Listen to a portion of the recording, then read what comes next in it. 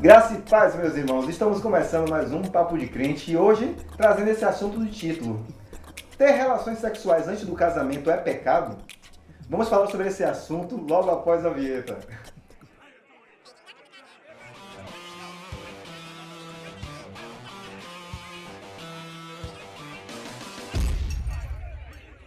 Bom, irmãos, conforme o título já diz, ter relações sexuais com a sua noiva, namorada, antes do casamento propriamente dito, casamento religioso, é pecado? Será o que é? Porque a Bíblia descreve referente a isso, o que a Bíblia diz. Então, para responder essa pergunta, estamos aqui ao lado de um pastor que vocês já sabem, Givanildo é um pastor no meio religioso que pode trazer algumas informações para você. É pecado ter relações sexuais antes do casamento? Vai. Existem algumas vertentes, né, Marcelo? Mas precisamos levar em consideração a questão do pudor, né? A gente não pode banalizar essa questão de ter relações antes do matrimônio. Sim. É legal, né, que a relação aconteça após o casamento e eu acredito que é mais honroso, né? Sim. Tanto para a mulher, assim também como para o homem. Mas na sua grande maioria, em defesa desse assunto, é muito mais complexo. Por quê? Porque a gente ouve muitos relatos de pessoas que se casaram antes de se conhecerem intimamente e passaram algum tipo de constrangimento, né? Algumas decepções, e o casamento não foi tão duradouro e também não foi tão feliz. Mas, em questão da ordem, né, religiosa, acreditamos que é legal o sexo depois do casamento. Bom, para mim particularmente, eu já vi algumas partes na Bíblia de qual a instituição casamento, na situação religiosa, passou a ser punitiva.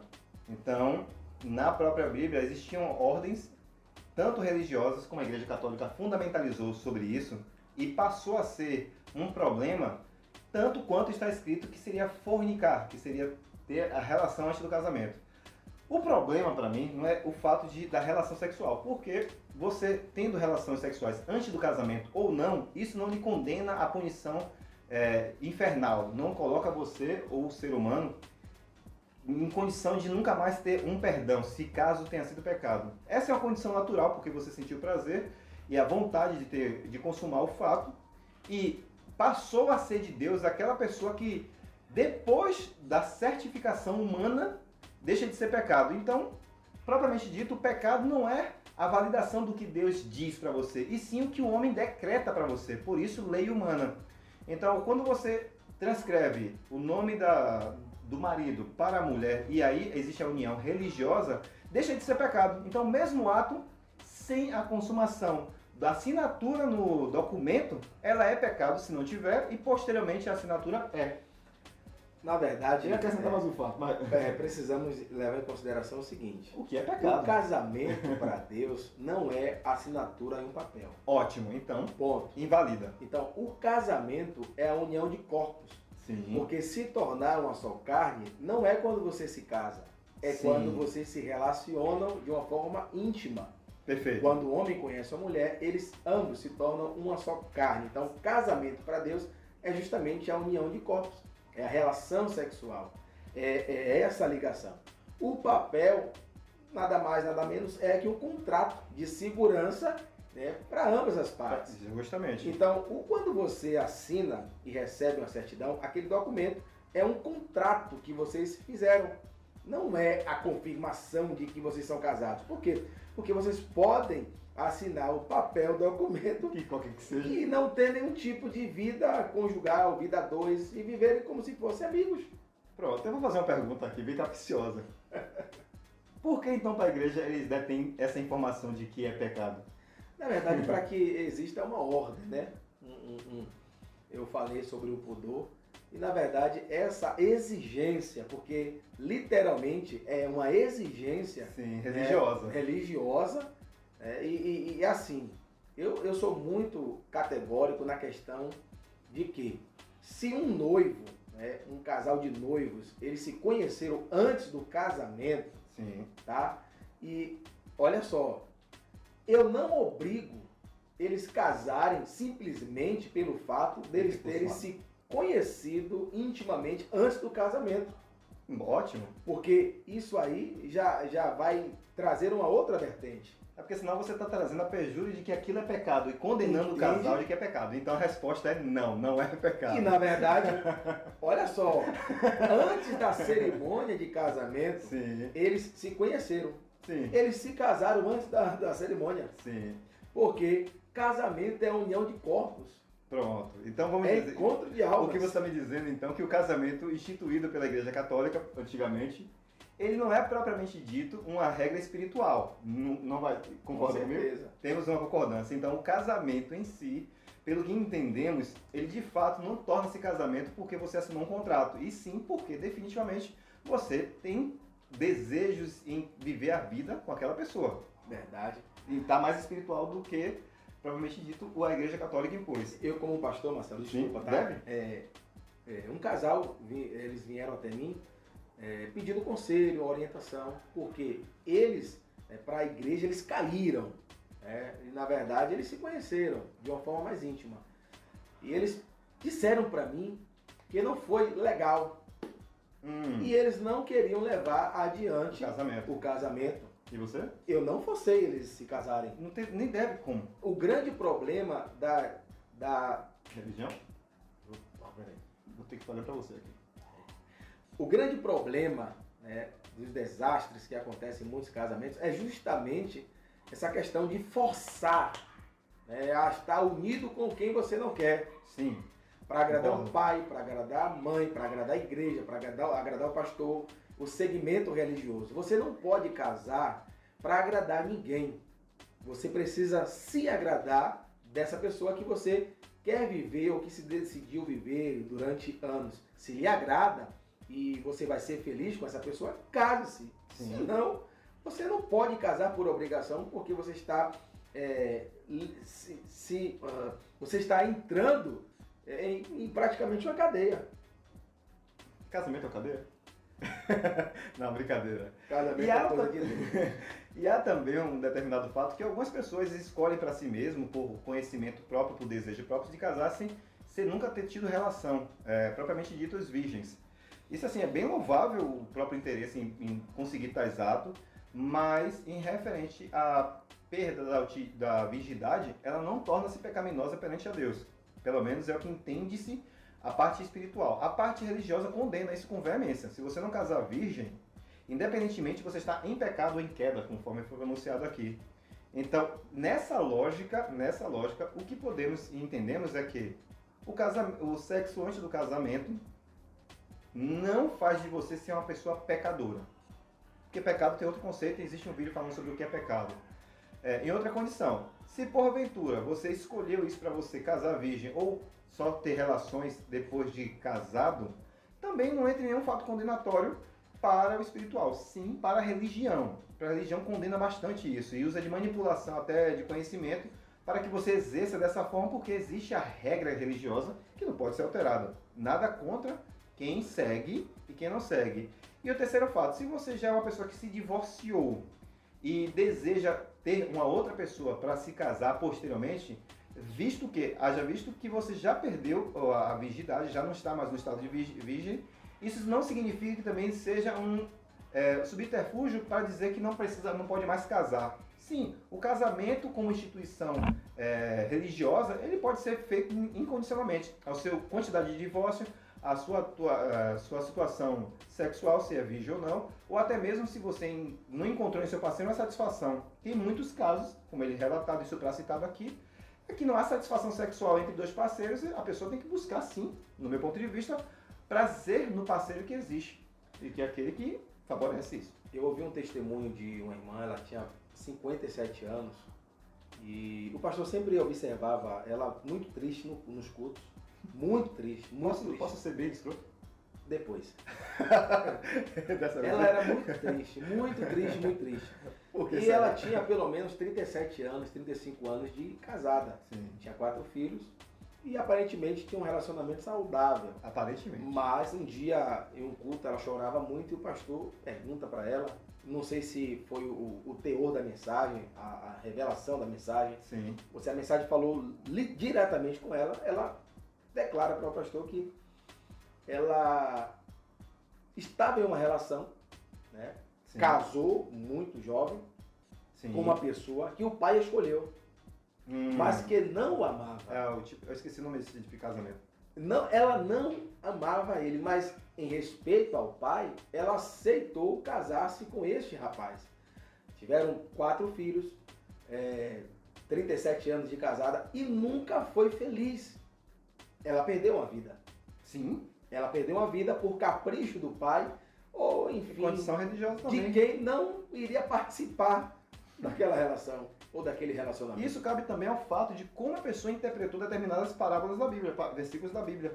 Por quê? Se você se abstém de entender a Bíblia completamente no seu ponto de vista, interpretando e filtrando o que o pastor fala, você muitas vezes acaba sendo redaguido por uma pessoa que é ignorante, que não sabe muitas vezes nem ler. Verdade. Literalmente. Então, você ser redaguida por um juiz que é o pastor, muitas vezes, sim, o pastor tem o real consentimento, até mesmo se ele não for tolerante em determinadas falhas da sua congregação, ele simplesmente é uma pessoa que está vestindo um lobo em pele de ovelha.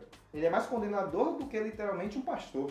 E é um assunto muito complexo, porque daí surgem várias outras vertentes, como por exemplo, Marcelo, o casamento.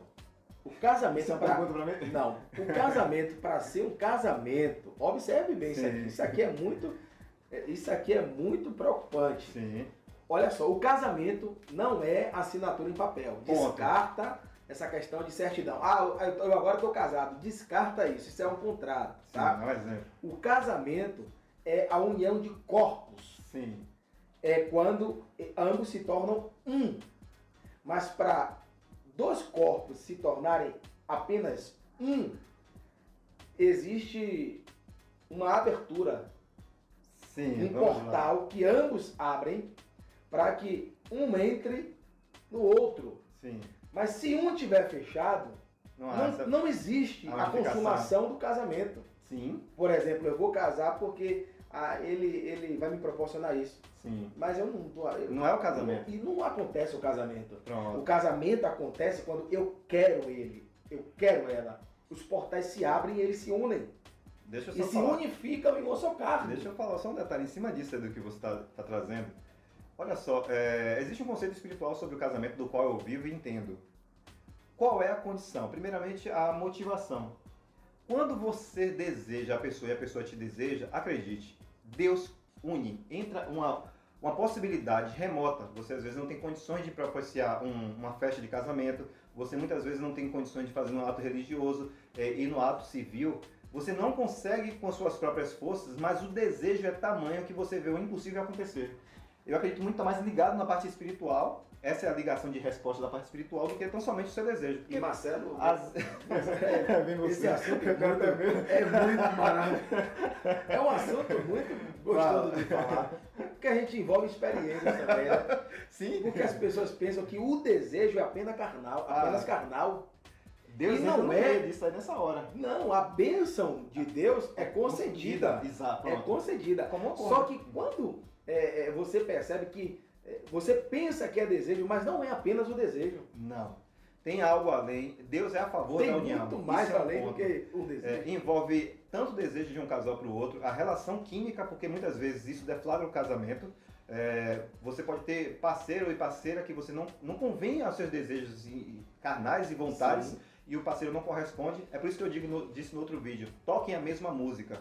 Porque se o seu parceiro tocar um determinado estilo musical, você só vai se completar se ele também tocar esse estilo musical. Fora essa afinidade sexual, ainda existe a afinidade também no dia a dia. Porque a rotina também são músicas que podem ser tocadas igualmente. Se você toca um rock and roll e a pessoa toca um jazz e não suporta, isso complica no relacionamento. E porventura vem o divórcio. Mas a parte espiritual, sim, concordamos aqui, porque Deus interage nesse meio quando a realização daquele desejo... Porque você quer. Eu quero, é isso que eu quero. Agora, real, você já viu algum relacionamento de interesse durar?